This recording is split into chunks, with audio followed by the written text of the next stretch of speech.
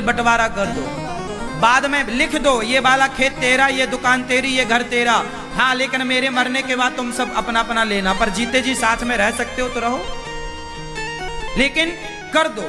क्योंकि बंटवारा प्रकृति का, राम लक्ष्मण का बंटवारा हुआ, बंटवारा अटल सत्य है, करना ही पड़ेगा, ये प्रकृति का नियम है। आज नहीं कल, कल नहीं, जीते जी भाई दोनों भाई लड़कर के अलग हों, उससे अच्छा प्यार मोहब्बत से अलग हों, ताकि वो अलग होकर भी एक रह सकें। ऐसा भी बंटवारा क्या कि वो एक होकर के भी वो एक ना हो पाए। आज भाई भाई का दुश्मन बना है, देख लेना संसार में। भाई भाई के घर नहीं जाता, शादी हो रही है बड़े भैया की बेटी की, छोटा भाई नहीं जा रहा है, बड़े भाई ने बुलाया ही नहीं। छोटे भाई के बेटे का ब्याह है, बड़ा भैया नहीं जा, सारा संसार आ रहा है, सारे रसगुल्ले खा रहे हैं, पर सगा भाई नहीं आ रहा है। क्यों? क्या मुद्दा था? बंटवारा मुद्दा था। और क्या ये आग किसने लगाई? वो बाप जो मर गया, बंटवारा किया ही नहीं। धृतराष्ट्र ना बनना तुम लोग, सही बोल रहा हूं, कान खोल के सुनना। धृतराष्ट्र बनोगे, तुम्हारा आपस में परिवार लड़के मर जाएगा, और तुम्हारा परिवार आपस में लड़के मरा तो जिम्मेदार तुम हो। परिवार में यदि फूट पड़ती है तो जिम्मेदार बूढ़े होते हैं। तुम कहां थे जब तुम्हारे बच्चे आपस में लड़ रहे थे? तुम कहां थे जब तुम्हारे बच्चों में आपस में वो द्वेष पैदा हो रहा था, घृणा पैदा हो रही थी, नफरत? तुम क्यों नहीं आग बुझाए? यदि आग लग जाएगी घर में तो तुम जल्दी जाके बुझाते नहीं हो क्या? पानी डालते हो, कैसे भी करके बुझाते हो। ऐसा थोड़ी कि आग लगी तुम तमाशा, हाँ हाँ लगी आग जलने, ऐसा थोड़ी होता है। कहीं आग लगेगी आप तुरंत जाओगे बुझाओगे। ऐसे जब भाई भाई के बीच में आग लगी, क्यों नहीं बुझाया? क्यों नहीं बुझाई? क्यों धधकने दी आग? और आज रोते हो कि भाई भाई लड़ रहे हैं। मेरी बात मानो, भाइयों को प्यार से रहना चाहिए, लेकिन मैंने वही बात बोली, रिश्ता भाई भाई का और हिसाब पाई पाई का। जिस घर का हिसाब पाई पाई का होगा, उस घर के रिश्ते भाई भाई मिलजुल के रहेंगे, और जहां हिसाब पाई पाई का ना होगा, वहां भाई भाई कभी मिलजुल के रह ही नहीं सकते।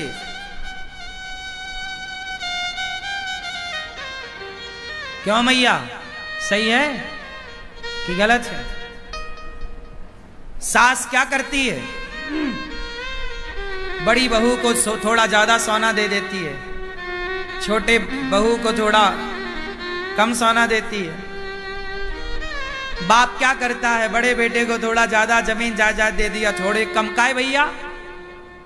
तो औलाद तो तुम्हारी है, तुमने ही तो पैदा किया था। जब औलाद तुम्हारी पैदा तुमने किया, तो बंटवारे में फिर पक्षपात क्यों? बराबर क्यों नहीं? जो माँ बाप अपनी औलाद के साथ विश्वासघात करते हैं, जो माँ बाप अपने बच्चों के बंटवारे में गलत डिसीजन देते हैं, गलत तरीके से बंटवारा करते हैं, वो माँ बाप मरकर सीधा नरक जाते हैं, उनका रिजर्वेशन वहां कंफर्म है। तुम औलाद देखो, गलतियां केवल बच्चों की नहीं होती कि बच्चे ही सेवा, हाँ बच्चे सेवा करें माँ बाप की, बच्चे पलकों पे रखें माँ बाप को, ये बच्चों का धर्म है। लेकिन माँ बाप का भी तो कुछ धर्म होता होगा। माँ बाप का धर्म यह है कि तुम बच्चों के साथ कोई पक्षपात ना करो, कोई पक्षपात नहीं। बंटवारा है तो दो। पहले के राजा लोग भी ऐसे ही करते थे, अपने राज्य के दो टुकड़े करते थे, एक हिस्सा एक बेटे को, दूसरा हिस्सा दूसरे बेटे को राजा। अब देखो राम जी ने, पिता चले गए ना, तो राम जी ने बंटवारा किया। भाई बाप मर जाएगा तो बड़े भाई पिता की तरह होता है। यदि बाप किसी का मर जाए तो बड़ा भाई बंटवारा करे, 1 रुपया ज्यादा ना रखे भाई का। बड़ा भाई बाप बन के बंटवारा राम जी ने किया। मथुरा का राजा शत्रुघ्न जी को बनाया, लखनऊ के राजा लक्ष्मण जी को बनाया। लखनऊ क्या है? लक्ष्मणपुर है। लखनऊ लक्ष्मणपुर, लक्ष्मण जी को लखनऊ का राजा बनाया। अयोध्या के राजा राम बने, भरत जी को भी राजा बनाया। वो गए नहीं, रहे साथ में, लेकिन सत्ता तो राम ने दे दी। भाई अपना धर्म यही है, यही धर्म है। हिसाब पाई पाई का और रिश्ता भाई भाई का। पांडवों का सही सही बंटवारा होता तो यह महाभारत की स्थिति। क्यों जी, बात सही है? तो आप लोगों ने बंटवारा कर दिया कि नहीं? कि अभी भी सब चाबियां आपके पास हैं? कुछ चाबियां दे दो बच्चों को, बेचारे वो भी कमाए खाएं।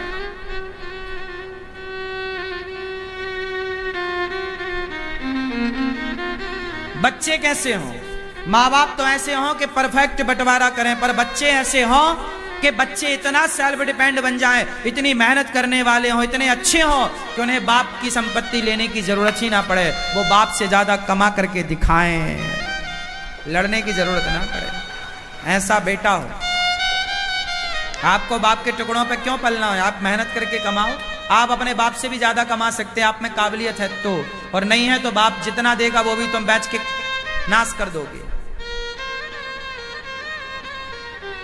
तो महाभारत का मूल कारण क्या है? बंटवारा ना होना। दूसरा कारण, महाभारत क्यों हुआ? भीष्म पितामह सबसे बलवान थे। जब द्रौपदी की साड़ी खिंच रही थी, जब पांडवों के साथ अधर्म हो रहा था, द्रौपदी के साथ अधर्म हो रहा था, जुआ में छल हो रहा था, तब पितामह भीष्म चुप क्यों थे? बच्चे गलत कर रहे हैं और घर का बूढ़ा चुपचाप तमाशा देख रहा है, तो महाभारत जरूर होगा। इसलिए बूढ़ों को धर्म के साथ खड़ा होना चाहिए। पितामह चुप क्यों थे? ये सवाल आज भी पितामह से पूछा जाता है। पितामह, जब द्रौपदी की साड़ी खींच रही थी, आप चुप क्यों थे? क्यों नहीं 2 थप्पड़ जमाया, तलवार निकाल के काट देते? एक दुशासन को काट देते तो 99 कटने से बच जाते। एक को काट देते तो 99 बच जाते। एक को नहीं काटा तो 99 और कट गए। इसलिए क्या पितामह का धर्म नहीं था कि दुशासन का हाथ पकड़ के 4 थप्पड़ जमाते गाल में? क्यों रे मूर्ख, भाभी के कपड़े उतारेगा? बोलो, क्या पितामह बलवान नहीं थे? अरे पितामह को इच्छा मृत्यु का वरदान था। पितामह सबसे दिग्गज बलवान थे। अपने गुरु परशुराम जी को युद्ध में संतुष्ट किया। क्या लगता चूड़ फूक मारते ना, दुशासन उड़ जाता। पितामह के सामने क्या बल था दुशासन का? बोला नहीं पितामह ने। महाभारत हुआ। जहां बोलने की जरूरत है ना, बोला करो, और जहां चुप रहने की जरूरत है वहां चुप रहा करो। गलती करी तो बाणों की सैया मिल गई। हाँ, तुम भले पितामह हो, पर कर्म दंड भोगना पड़ेगा। चलो बाणों की सैया लो, ये दंड था। चुप रहने का तमाशा है, और चुप रह लो। इसलिए चुप रहने की जरूरत नहीं है, बोलने की जरूरत है। कब तक चुप रहोगे? भारत का हिंदू चुपचाप बैठा है, इसलिए भारत के गांव के गांव आज हिंदुओं के कन्वर्ट हो गए, और कोई मुस्लिम धर्म अपना रहा है, कोई क्रिश्चियन बनता जा रहा है। पूरा भारत धर्म परिवर्तन की आग में झुलस रहा है, और सारा हिंदू समाज चुपचाप भीष्म पितामह की तरह तमाशा देखने बैठा है। क्या आज भारत में धर्म परिवर्तन नहीं हो रहा है? बोलो जोर से। हो रहा है, पर तुम बैठे तो हो पितामह की तरह। कौन बोल रहा है? तुम्हारे बगल का भाई जो हिंदू था, रामलाल था, अब वो क्रिश्चियन हो गया है। क्या कर रहे थे आप? तब भी द्रौपदी की साड़ी उतर रही थी, और आज भी सनातन की साड़ी उतर रही है। तब भी पितामह चुप थे, आज भी सनातनी चुप है। कब बोलेगा भाई? कब बोलेगा? कहां बोलेगा? क्यों नहीं बोलेगा? आज भारत में करोड़ों, 1 लाख 2 लाख नहीं बोल रहा मैं, करोड़ों हिंदू क्रिश्चियन बन गए। ये बात सही है कि गलत है? गांव की गांव धर्म परिवर्तन हो गए। क्रिश्चियन जहां मंदिर थे वहां पर चर्च बन गई। गांवों में चर्च, हिंदुओं के गांव में चर्च बन गई। कहां थे आप? पितामह बन के बैठ। क्यों नहीं रोका? क्यों नहीं ये सरकारें बात करती इस बात पर? क्यों नहीं सरकारें एक्शन लेती? क्यों सरकार भी पितामह बन के बैठी है? चुपचाप बैठोगे, महाभारत होगा। इसलिए पाप करना तो पाप है, पर पाप को देखना भी सबसे बड़ा पाप है। पितामह ने द्रौपदी की साड़ी उतरते देखा, ये पाप था। तुम्हारे सामने कोई लड़की के कपड़े उतारे जा रहे हो, उसका अपमान किया जा रहा हो, या तो तुम उसकी रक्षा करो या देखो मत। तुम देख रहे हो मतलब पाप कर रहे हो।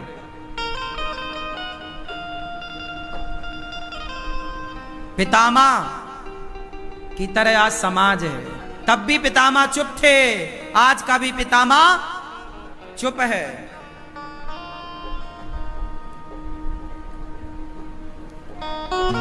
महाभारत क्यों हुआ? पितामह की चुप्पी के कारण। महाभारत क्यों हुआ? तीसरा कारण जानो। महाभारत होने की तीसरी वजह है गांधारी।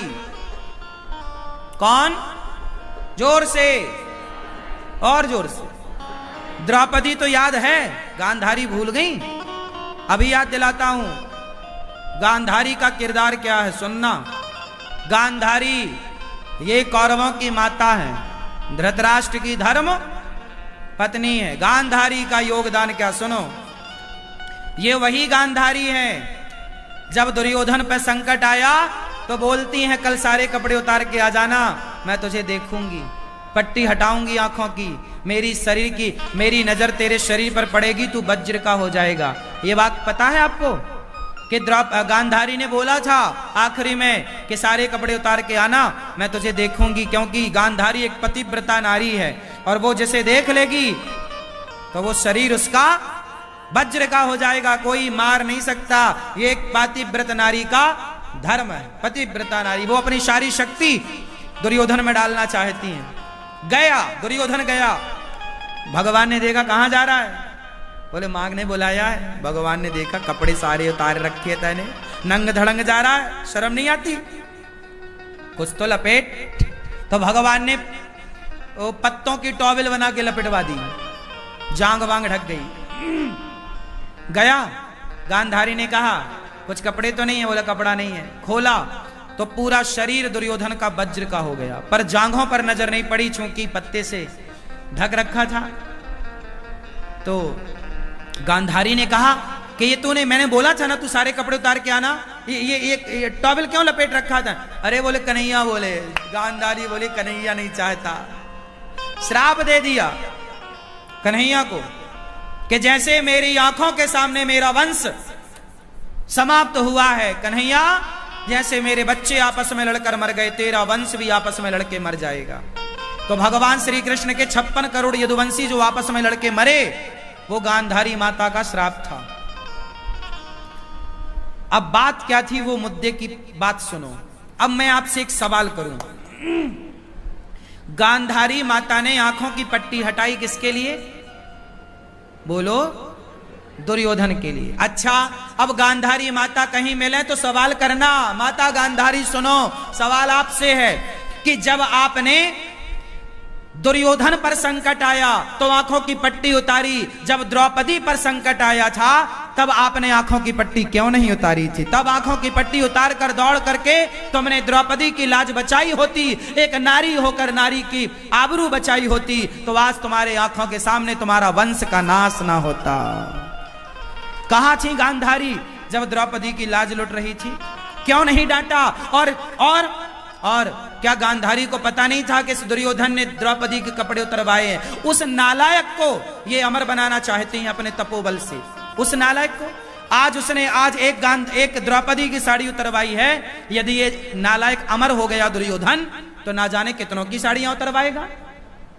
जब ये सगी भाभी को नहीं छोड़ रहा है तो समाज में किस बहन बेटी को छोड़ता है? ऐसों के लिए तुम पट्टी हटा रही हो, ऐसों के लिए तुम भगवान कृष्ण को श्राप दे रही हो। वाह गांधारी माता, अच्छा न्याय कर लेती हो। जैसा तुम्हारा पति न्याय करता है, जैसा तुम्हारा बेटा न्याय करता, ये माँ बेटे कोई बहुत अंतर नहीं है ना में। ये बहुत अच्छा न्याय कर रही है। देखो बचा कैसे रही हैं गलत को। क्या द्रौपदी को नहीं बचाना चाहिए था? बोलो मेरी माँ, बोलो। तुम्हारा बेटा बिगड़ेगा ना तो सवाल तुमसे पूछा जाएगा। तुम मां हो ना, क्या संस्कार दिया तुमने? कैसी मां हो? पैदा करके छोड़ दिया? ऐसे पैदा करके तो सुअर भी छोड़ देता है। तुम मां हो ना, तो माता का धर्म काहे नहीं निभाया? क्या गांधारी का बेटा नालायक निकल गया दुर्योधन, तो क्या गांधारी मां की जिम्मेदारी नहीं है? क्या इसका सवाल गांधारी से नहीं पूछा जाएगा कि कैसे संस्कार दिए तुमने कि तुम्हारा बेटा भरी सभा में किसी के कपड़े उतार रहा है? क्या ये सवाल गांधारी से नहीं पूछा जाएगा? लेकिन आप लोग गांधारी से सवाल ना पूछकर द्रौपदी को गलत ठहराने में लगे हुए। आज तक 5,500 साल बाद भी आप द्रौपदी को ही गलत कह रहे हैं। आप गांधारी से सवाल नहीं करते, आप धृतराष्ट्र से सवाल नहीं करते, आप पितामह भीष्म से सवाल नहीं करते, आप दानवीर कर्ण से सवाल क्यों नहीं करते? कर्ण, भरी सभा में कर्ण बैठे थे। कर्ण तो धर्मज्ञ हैं, दानी हैं, समझदार हैं। दुर्योधन तो चलो नालायक है, पर कर्ण तो अच्छे हैं। क्या कर्ण को नहीं बोलना चाहिए मित्र मैं तेरा दोस्त हूं यार, पर तू ये जो कर रहा है ना, भरी सभा में कपड़े उतार रही, गलत है। आपका दोस्त कौन होता है? दोस्त का मतलब ये नहीं कि मेरा दोस्त गलत करे तो मैं भी उसका साथ दूं। अरे दोस्त का मतलब ये है कि यदि मैं गलत करूं तो मेरा दोस्त मुझे रोके, भाई ये गलत है। क्यों? दोस्त का मतलब क्या है? कि गलत में साथ दे वो दोस्त, या गलत करने से रोके वो दोस्त? बोलो।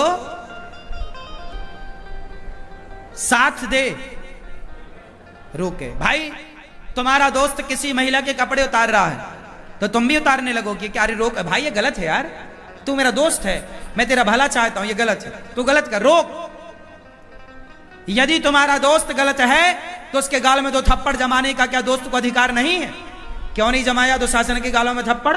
दानवीर कर्ण तो बड़े थे ना, पांडवों से भी बड़े थे ना उम्र में, समझदार भी थे, योग्य भी थे, क्यों नहीं रोका? क्यों नहीं रोका? दानवीर कर्ण ने नहीं रोका, तमाशा देखते रहे और बोला द्रौपदी तेरे 5 पति हैं, छठा मुझे बना ले, क्या बिगड़ जाएगा तेरा? जैसे 5 वैसे ही 6, ये बात कर्ण ने बोली थी। अब बता, उन दोस्तों की गलती है, इसलिए दोस्त सबको ना बनाओ। दोस्त ऐसा हो जो मेरी गलती पर मुझे मुख में डांट सके, यार गलत है। ऐसा दोस्त ना हो कि मैं गलती करूं और वो मेरा साथ दे, यार मैं तू मेरा दोस्त मैं साथ दूंगा, नहीं, ऐसा दोस्त नहीं चाहिए मुझे जो मेरा गलत में मेरा साथ दे। ऐसा दोस्त बनाओ जो आपकी गलती करने में आपके सामने आकर खड़ा हो जाए, दोस्त ये काम गलत है, हाथ पकड़ ले आपको गलत काम करने से, रोके, ढाल बन के खड़ा हो जाए आपके सामने, मैं तुझे गलत नहीं करने दूंगा। तू दोस्ती करना चाहे कर, आज मेरी दुश्मनी कर ले तू, लेकिन मैं तुझे गलत नहीं करने दूंगा। ये दोस्त होता है। ये दोस्त नहीं होता कि अपने दोस्त को शराब पिलाने लग जाए, यार तू नहीं पीता पर मैं तो पीता हूं तो चल तू भी पीने लग जाए। आजकल यही चल रहा है कि आप शराब नहीं पीते तो आपके दोस्त चाहते हैं कि आप भी पीने लग जाओ। ये दोस्त नहीं है, तुम्हारे दुश्मन है, जो खुद तो बिगड़े हैं, खुद तो गलत हैं, आपको भी गलत बनाना चाह रहे हैं। ये काय का दोस्त है? घटिया क्वालिटी का। ये दोस्त नहीं है। ऐसों के संग तो खड़े भी मत हो, दोस्ती तो छोड़ो।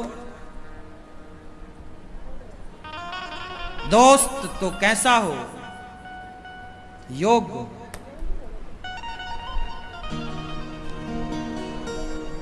महाभारत क्यों हुआ? क्या कर्ण की गलती नहीं थी? बोलो बोलो। कर्ण की बात मानता था दुर्योधन, क्या कर्ण को समझाना नहीं था? बोलो। क्या दोस्त का धर्म नहीं है कि वो सही बात समझाए? तो गलती कर्ण की भी, गलती पितामह की है, गलती धृतराष्ट्र की है, गलती गांधारी की है, गलती दुर्योधन की है, गलती शकुनी की है। ये मामा है, बड़ा है, समझदार है, ये क्या करा रहा है भांजों से? गलत काम कर। भांजा साड़ी उतार रहा है और मामा तमाशा देख रहा, वाह भांजे वाह। ऐसा मामा किसी को ना मिले जो भांजे से किसी महिला के कपड़े उतरवाए। ऐसे मामा सत्यानाशी हैं, शकुनी जैसे, हाँ या ना? तो महाभारत के बहुत, इसके अतिरिक्त भी बहुत सारे कारण पर मैं आपको यही क्या बताऊं, बस आप लोग समझो। तो आज से आप लोग महाभारत का जिम्मेदार किसे मानेंगे? पहला। दूसरा, महाभारत से सीख क्या पाई? महाभारत से शिक्षा क्या मिली आप सबको? इतनी बातें मैंने की, क्या सीखा?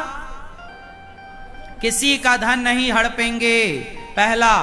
किसी का धन नहीं हड़पेंगे, पहला। दूसरा, कभी किसी नारी का अपमान किया इसलिए महाभारत हुआ। कभी किसी नारी का अपमान, और धृतराष्ट्र की तरह बाप नहीं बनेंगे, और गांधारी की तरह मां गांधारी जैसी ना हो, और हम बाप धृतराष्ट्र जैसा ना हो, और बेटा दुर्योधन जैसा ना हो, और मित्र कर्ण जैसा ना हो, और मामा शकुनी जैसा ना हो, और पितामह भीष्म जैसा ना हो, मित्र कृष्ण जैसा होना चाहिए। मित्र कृष्ण जैसा होना चाहिए।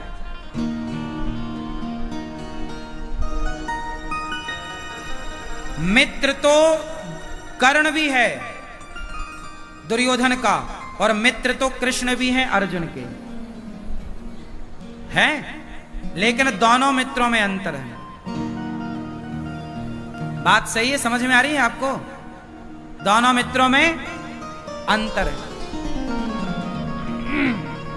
इसलिए बहुत समझ के चलने का काम ये शास्त्र, ये सदग्रंथ हमें हर निर्णय लेने के लिए तैयार करते हैं। इसलिए शास्त्रों को पढ़ा करो, महाभारत पढ़ा करो, इन विषयों पर विचार किया करो, घर में बैठ के चिंतन किया करो। केवल कहानियां याद करने से काम ना होगा। जीवन में जो ज्ञान मैं बता रहा हूं, मैं खुद इस ज्ञान पर चलता हूं, और आपको मैंने महाभारत की वो सारी गहरी बातें बताई जो आप लोग आज तक जानते तो थे, लेकिन आज एक नई दृष्टि आपको मिली, एक नया विचार आपको मिला। महाभारत को आज तक आप लोग एक अलग नजरिए से देखते थे, आज आप लोगों का महाभारत को देखने का एक नजरिया बदला है। ये है शास्त्र। आप भागवत सुनने आए हैं ना, तो मैं आपका नजरिया ही तो बदलूंगा। यही भागवत का सार है। किस्से कहानियां तो आप खूब सुने बैठे हैं, उससे काम ना होगा। जो रस है भागवत जी में, क्या है? सार। सारे वेद पुराणों का निचोड़ है, वो निचोड़ में आपको सुना रहा हूं। सारम सारम समुद्रतम। जब आप गौरी गोपाल आएंगे तो आपको यहां शास्त्रों का निचोड़ दिया जाएगा, सार दी, और मेरी बातों को अमल करके, शास्त्रों की बातों में चल के आप अपना भी, अपने परिवार का और अपने समाज का कल्याण कर सकते हैं। आजकल के बच्चे निर्णय नहीं ले पाते, अपना डिसीजन नहीं ले पाते। क्यों? शास्त्र पढ़ते ही नहीं। अरे शास्त्रों में जो बातें हैं गहराई की, कठिन से कठिन प्रश्नों का उत्तर शास्त्रों में, ऐसा कोई सवाल नहीं है जिसका उत्तर यहां शास्त्रों में ना हो। लेकिन आज के बच्चे पढ़ते ही नहीं, तो इनकी जो डिसीजन, निर्णय लेने की क्षमता है वो डेवलप हो ही नहीं पाती। आजकल के बच्चे अपने लिए सही डिसीजन नहीं ले पाते, औरों के लिए क्या लेंगे?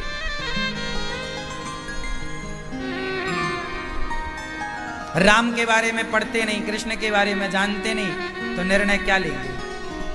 जो शास्त्रों को जानता है वो निर्णय लेना जानता है, डिसीजन। महाभारत का युद्ध हुआ। अच्छा ये बताओ, महाभारत के युद्ध में धर्म हुआ था कि अधर्म हुआ था? उत्तर दो। ये धर्म का युद्ध था कि अधर्म का? बोलो। धर्म क्षेत्रे कुरुक्षेत्रे, यहां से गीता शुरू होती है ना? अच्छा ये बताओ, जब धर्म का युद्ध था तो कौरवों ने अभिमन्यु को मारा। कौरवों ने किसे मारा? अभिमन्यु कौन है? भैया बताओ, अभिमन्यु कौन है? किसका बेटा है अभिमन्यु? किनके पुत्र हैं? सारे बताओ। अभिमन्यु किसके बेटा? अर्जुन। मां का नाम क्या है अभिमन्यु की? माता क्या नाम है? माता सुभद्रा। भगवान श्री कृष्ण के सगे भांजे हैं अभिमन्यु, और वो महाभारत में मारे गए। उस समय उनकी आयु थी लगभग 19 वर्ष। अभिमन्यु की उम्र क्या थी? 19 साल का लड़का, 19 साल का बच्चा महाभारत में मारा गया। किसने मारा था? बोलो। कर्ण ने। किसने मारा था? शकुनी ने। किसने मारा था? दुर्योधन ने। किसने मारा? दुशासन ने। किसने मारा? गुरु द्रोणाचार्य ने। ये सारे लोग वहां मौजूद थे। घेरा बना लिया। घेरा में चक्रव्यूह था ना, चक्रव्यूह में फंसाया, घेरा बनाया और सबने मिलकर के मारा। जबकि युद्ध का नियम था कि एक योद्धा से ही एक योद्धा लड़ेगा। बोलो। एक योद्धा से एक ही योद्धा लड़ेगा। लेकिन एक योद्धा से, अच्छा इतने सारे योद्धा लड़े, ये धर्म था कि अधर्म? बोलो। हाँ, अब अधर्म का बीज बोया गया कौरवों की तरफ से और अधर्म से अभिमन्यु की हत्या की गई। अच्छा कर्ण, एक सवाल पूछूं? कर्ण को पता था कि ये मेरा भतीजा है? नहीं पता था। भगवान बता चुके हैं कि तुम कुंती पुत्र हो। महाभारत के पहले ये सब बात हो चुकी थी। कर्ण को क्या वहां बोलना नहीं चाहिए था कि भाई ये अधर्म है, एक योद्धा से एक करो? क्या नहीं बोलना चाहिए? क्यों नहीं बोला? बेईमानों की रोटियां मत खाना, भूखे मर जाना। बेईमानों की रोटियां खाओगे तो तुम्हारे शब्द भी बेईमानों टाइप के हो जाएंगे। तुम पक्षपाती बन जाओगे बेईमानों के। दुर्योधन की रोटियां खा खा के कर्ण की बुद्धि भी भ्रष्ट हो गई। जैसा खाओ अन्न वैसा रहे मन। दुर्योधन ने लालच दिया कर्ण को, मैं तुझे अंग देश का राजा बनाऊंगा। राजा क्या बनाया? जरा सा लॉलीपॉप दे दिया राजा, राज सत्ता का, और सारी जिंदगी उस दुर्योधन ने कर्ण का शोषण किया और उससे गलत काम करवाया। एक बात बताऊं, नमक रोटी खा के गुजारा करना, पर कभी किसी के एहसानों तले मत दबना। एहसान एक दिन का होता है, गरीबी एक दिन की होती है, एहसान सारी जिंदगी का होता है। किसी के एहसानों तले ना दबना। समय बिगड़े तो नमक रोटी खा के गुजारा करो, पर कभी किसी का एहसान मत लो। गरीबी एक दिन की, गरीबी 4 दिन की, और एहसान सारी जिंदगी। आदमी कहता देखो हमने तुम पर एहसान किया था, देखो हमने तुम्हारे साथ ऐसा किया, हमने तुम्हें ये दिया वो दिया। एहसान नहीं। दुर्योधन ने कर्ण के साथ एहसान किया, और उस एहसान कोई फ्री में नहीं किया। कर्ण के साथ दुर्योधन ने जो एहसान किया पूरा पूरा मूल्य लिया है। बोलो हाँ या ना? लिया कि नहीं लिया? सारे गलत काम कर्ण से कराए हैं। कर्ण के बल पर वो गरजता रहता था। सारे गलत काम कर्ण की आड़ में करता था कि कर्ण तो है, ये तो धनुधर है, ये तो बलवान है, ये करेगा, ये रक्षा करेगा। सही है? सुनो, अभिमन्यु मारे गए। किससे मारे गए? धर्म से कि अधर्म से? जोर से। अधर्म से मारे गए। अब सुनो आगे।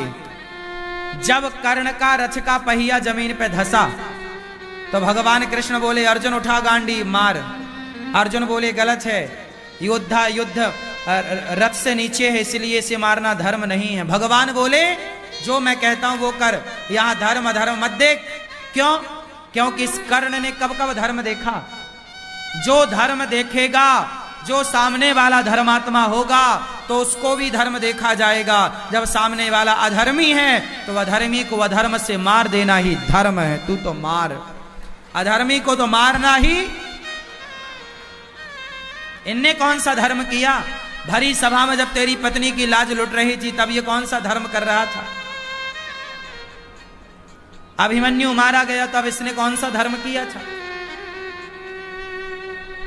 दुर्योधन की जंघा में गदा मारा गया, जबकि युद्ध का नियम है कि जंघा पे गदा नहीं मार सकते।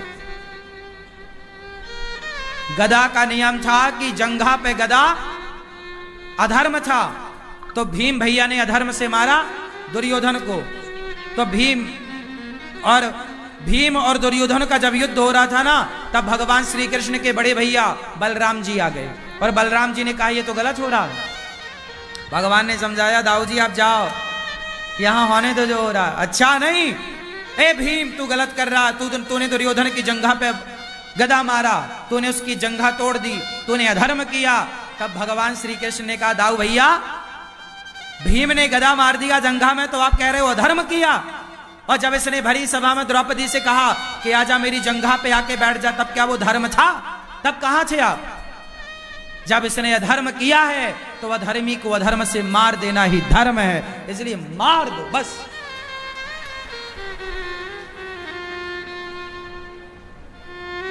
समझे आप? अधर्मी को हमारा देश गुलाम क्यों बना? इसलिए गुलाम बना क्योंकि जो मुगल आए, हमारे जो हिंदू राजा थे भारत के, इन्होंने युद्ध कैसे सीखा था? धर्म से। ये तो धर्म से ही लड़ते रहे, लेकिन वो मुगल आए और वो रात को सोती हुई सेना को मार दिया, तंबुओं में आग लगा दिया, राजा को बंदी बना लिया, सोते हुए राजा। मतलब उन्होंने अधर्म किया। और हमारे हिंदुओं राजाओं के साथ मुगलों ने अधर्म किया, और अधर्म से वो जीतते चले गए। एक बात बताएं, ये पाठ पढ़ाना अपने बच्चों को कि बेटा गीता हाथ में लो, पर गीता जो समझेगा उसे हम गीता से समझाएंगे। यदि एक हाथ में गीता है तो दूसरे हाथ में गांडीव भी होना चाहिए।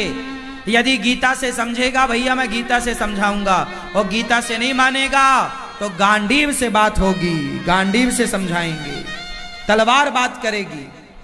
क्योंकि जो जैसी भाषा जाने, जो जैसी भाषा से समझे, वैसी भाषा में बात होनी चाहिए। यदि नहीं करोगे तो फिर मैंने बोला कि बांग्लादेश से भगाए गए तो भारत आए, पाकिस्तान से भगाए गए तो भारत आए, कश्मीर से भगाए गए तो भारत के दिल्ली बंबई जैसे बड़े शहरों में आए। जिस दिन भारत से खदेड़े जाओगे, कहां जाओगे? इसलिए गीता भी हो और गांडीव भी हो, कब किसकी जरूरत पड़ जाए। भाई साहब गीता से मानोगे तो गीता सुनाऊंगा, और नहीं मानोगे तो मैं गीता अंदर रखूंगा, गांडीव। श्री कृष्ण ने अर्जुन को गीता सुनाई, पूरे में गीता हुई। गीता सुनाने के बाद भी अर्जुन को गांडीव उठाना पड़ा कि नहीं? अरे गीता सुनाई ही इसलिए थी कि गांडीव उठाए अर्जुन। गीता का अर्थ ही गांडीव है। देश की रक्षा, तुम्हारे मन की, तुम्हारे वचनों की, तुम्हारे विचारों की रक्षा तो गीता से होगी।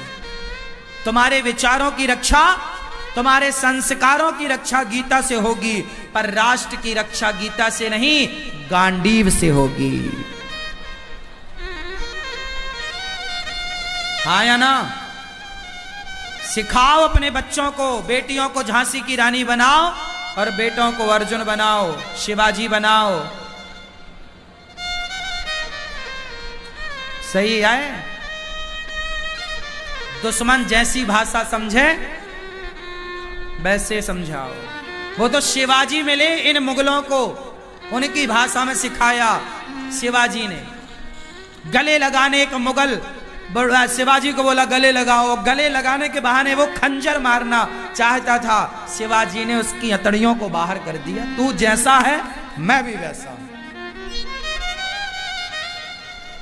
तेरे जैसे नालायक के लिए मैं धर्म काहे रखूं? तुम धर्म की बातें समझते तो मैं धर्म भी बोलता। तुम धर्म के योग्य नहीं हो। इसलिए महाभारत के युद्ध में चाहे गुरु द्रोणाचार्य हो, अधर्म से मारे गए, चाहे भीष्म पितामह हो, गांडीव शिखंडी को खड़ा करा, क्या जरूरत थी? तुमने अधर्म किया है तो मरोगी भी अधर्म से। तुम्हारे लिए धर्म नहीं देखेंगे। बाली को मारा राम ने।